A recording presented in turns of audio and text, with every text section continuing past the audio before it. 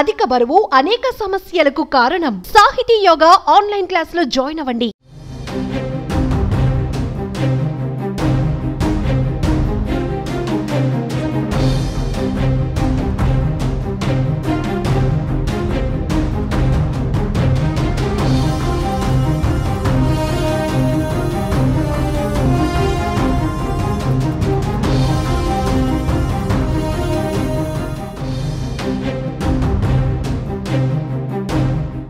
కొన్ని ఘటనలను మనం నమ్మలేం, ఎందుకంటే అవి సహజత్వానికి చాలా భిన్నంగా ఉంటాయి. ముఖ్యంగా చనిపోయిన వ్యక్తి మళ్ళీ బ్రతుకుతాడా అన్న ప్రశ్న ఎప్పుడూ ప్రశ్నగానే మిగిలిపోతుంది. అయితే చాలా అరుదుగా చనిపోయిన వాళ్ళు మళ్ళీ తిరిగి బ్రతకడం చూస్తుంటాం.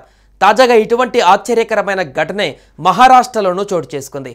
హాస్పిటల్లో చనిపోయిందని నిర్ధారించిన 12 గంటల తర్వాత ఖననం చేసే ముందు మళ్ళీ బతికింది ఓ నవజాత శిశువు.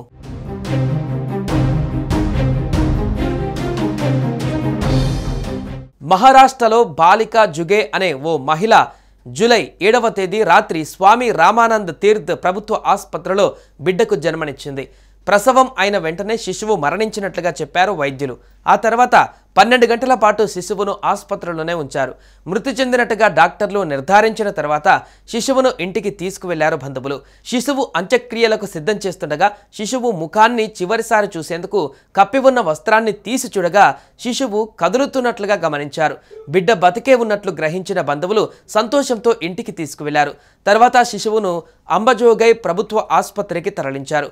ప్రస్తుతం శిశువు పరిస్థితి నిలకడగా ఉందని తెలిపారు బంధువులు.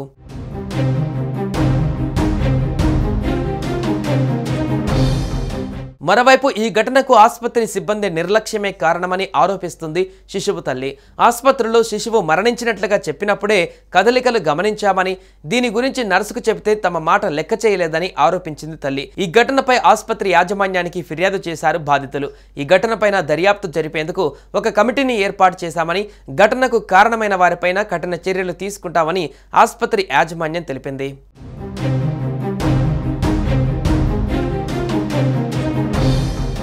31 ఏళ్ల మహిళ సి సెక్షన్ ద్వారా దాదాపుగా జూలై 7న రాత్రి 8 గంటల 5 నిమిషాలకు నెలలు నిండకుండానే తక్కువ బరువుతో మగబిడ్డకు ప్రసవించింది. నవజాత శిశువు కేవలం 900 గ్రాముల బరువు మాత్రమే. పుట్టిన తర్వాత పాప ఏడవలేదని, కదలలేదని ప్రసూతి గైనకాలజీ విభాగం అధిపతి డాక్టర్ గణేష్ తెలిపారు.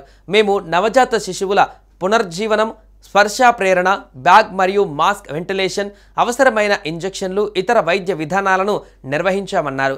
ఈ ప్రయత్నాలు చేసినప్పటికీ 1 గంటకు పైగా తల్లి, ఇద్దరు దగ్గర బంధువుల సమక్షంలో శిశువును పరిరక్షించామని, అయితే కదలికలు లేవని గణేష్ వివరించారు. ప్రస్తుతం శిశువు నియోనాటల్ ఇంటెన్సివ్ కేర్ యూనిట్లో ఉంది. రాబోయే కొన్ని వారాలు శిశువుకు చాలా కీలకం.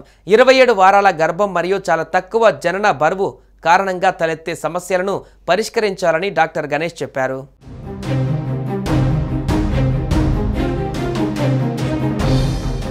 సుమన్ టీవీలో మీ పర్సనల్ అండ్ బిజినెస్ ప్రమోషన్స్ కోసం కింది నెంబర్కి కాంటాక్ట్ చేయండి.